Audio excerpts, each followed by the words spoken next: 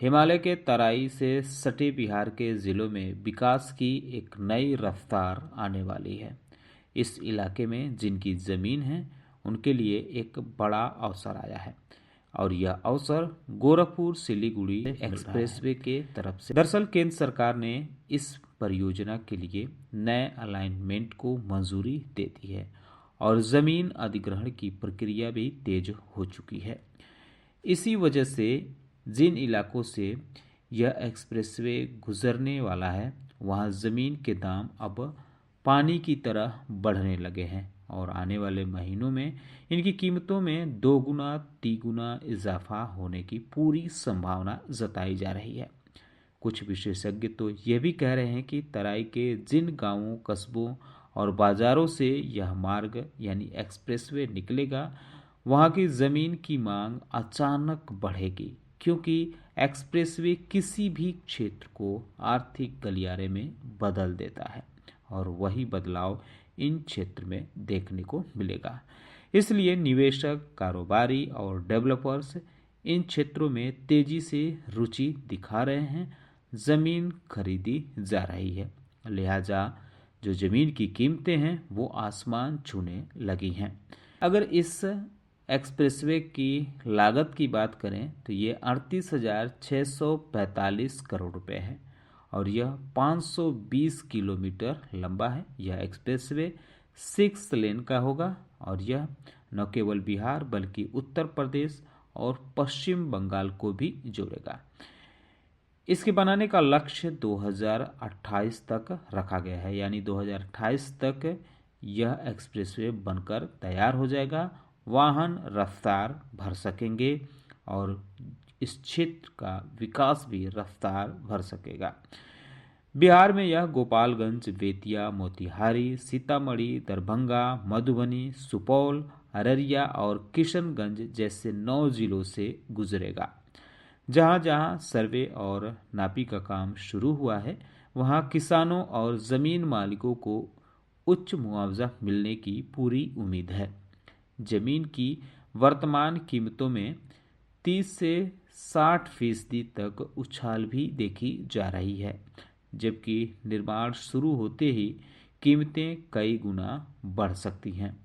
तो अभी अगर यह हाल है तो आप अंदाज़ा लगा सकते हैं कि जब निर्माण कार्य शुरू होगा तो कितनी उछाल देखने को मिलेगी यहाँ की ज़मीन की कीमतों में। आसपास के क्षेत्रों में कमर्शियल प्लॉट, गोदाम, होटल, पेट्रोल पंप, छोटे उद्योग, रिहायशी टाउनशिप की संभावनाएं तेजी से बनेंगी। इससे रियल एस्टेट बाजार को बड़ा बूस्ट भी मिलेगा। इस एक्सप्रेसवे के बनने के बाद गोरखपुर से सिलीगुड़ी की जो यात्रा है वो अभी फ़िलहाल 14 से 16 घंटे हैं, लेकिन जब यह एक्सप्रेसवे बन जाएगा तब 6 से 7 घंटे रह जाएगा, यानी 6 से 7 घंटे में गोरखपुर से सिलीगुड़ी पहुंचा जा सकेगा। वहीं माल ढुलाई का खर्च भी 35 से 40% तक कम हो जाएगा। इससे बिहार के मखाना, मिथिला पेंटिंग, जूट, चना और मछली जैसे प्रमुख उत्पाद देश विदेश में कम लागत में भेजे जा सकेंगे। नेपाल और भूटान में व्यापार भी बढ़ेगा, क्योंकि जोगबनी फारबिसगंज बॉर्डर से वीरगंज, जनकपुर, विराटनगर की दूरी लगभग आधी रह जाएगी।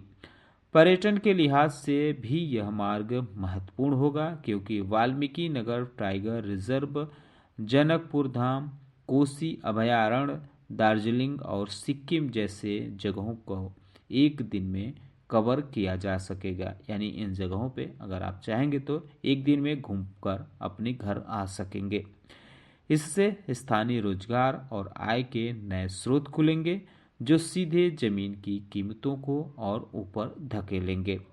एक्सप्रेसवे के अलाइनमेंट में किए गए बदलाव के बाद अब यह देवरिया के बजाय गोरखपुर से सीधे कुशीनगर होकर बिहार में प्रवेश करेगा। नए रूट ने यात्रा को सीधा और सुगम तो बनाया ही है, साथ ही कुशीनगर और गोरखपुर बिहार सीमा के पास की जमीनों को भी अचानक से बेहद मूल्यवान बना दिया है।